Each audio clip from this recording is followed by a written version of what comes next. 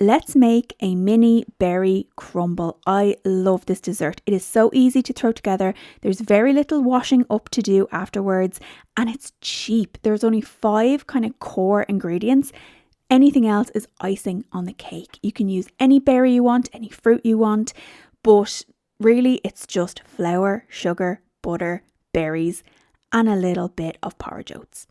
So I take my mini casserole dish, I preheat my oven to 180 Celsius. I'm going to use blackberries just straight from frozen. I bought this for smoothies. They're horrible, they're real gritty, and I don't have time to sieve my smoothies. So rather than waste them, let's throw them into a crumble. And I have to say, I might even buy them again because they turned out really nice. I'm converted from raspberries. Now there's about 180 grams of blackberries that I'm using in this, but that's just because that's what was in the bag. You could get away easily with 150. And I do a tablespoon of just regular granulated sugar over them. It just takes the tartness away. And then my secret ingredient, don't judge me, this is an optional extra. It's gin. Is that bad? Listen, it just adds a little je ne sais quoi. And maybe that's my impending, looming alcoholism showing. But I have to say, 2 tablespoons of gin, it just adds something. I spilled the gin also all over the table. I actually hadn't had a drink. I just thought, ooh, do you know what would go really well with this fruit? Alcohol. Now, for our crumb, we want to get about 30 grams of porridge oats. I'm not using kind of anything fancy. These are just, you get them in the tube, you can microwave them. They're just regular standard oats. And I add into that 60 grams of plain white flour. Now you can use any flour. There's nothing fussy about this. Use whatever you have around the house. And then I add a tablespoon of sugar. There's nothing again to say you can't use the same sugar that you put on the berries. I'm going to use brown sugar this time.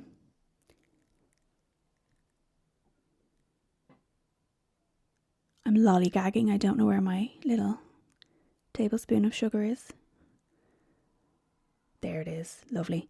And then you're going to need about 30 grams of butter. Now, ideally the butter is going to be chilled, not rock hard, but chilled. You want to get this to like a breadcrumb consistency.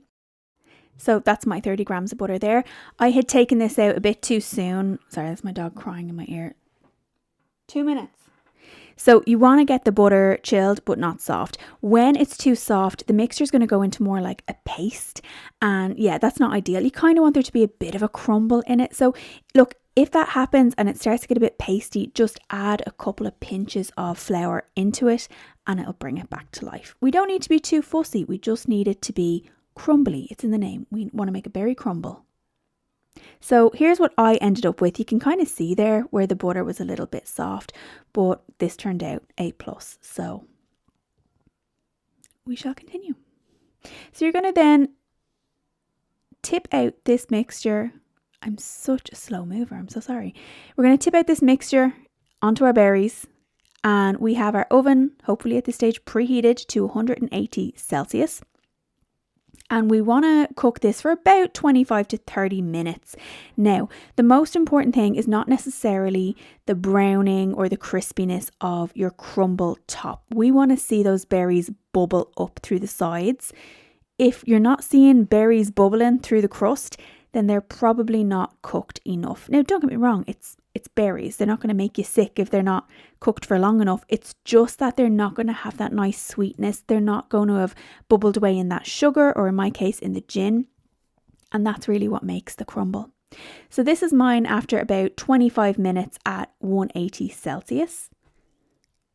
It's going to be hot as lava. So when you take it out of the oven, eventually, there we go. You'll see at the side, see the bubble? That's what we want to see. If you find it's going too brown on the crumb too quick, just cover it over with tin foil and leave it in there. So I'm going to let this sit and just stop bubbling. Not be absolutely health hazardous heat wise. And you can, if you're going with ice cream as a side, take that out. I'm a child, I will be going with a little bit of custard, but there's nothing to say you can't just enjoy this by itself.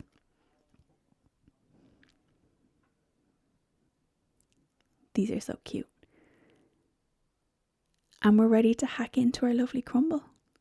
So you can go ahead and eat it. Like this portion, it looks like a small bowl, but it will comfortably feed 2 people. Or if you're like me, you know, just one. I came back for seconds and I polished off this entire crumble on Sunday. So yeah, it's still a bit hot. Burning the hand off myself.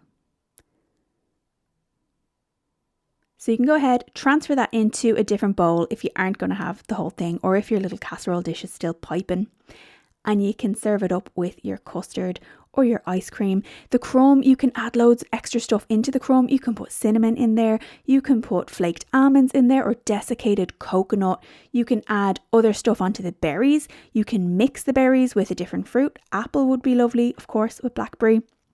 Or you can put in some honey, some maple syrup. Really, the sky is the limit. Or mix it up. You could throw a different kind of alcohol in there if you're anything like me. So here it is, all dressed up with its custard. I absolutely can never get enough of a berry crumble. It was the best thing I ever learned in home ec. It stays with me to this day. There she is in the window, taking in the sun. So yeah, that is my mini boozy berry crumble. I hope you give it a try and I hope you like it.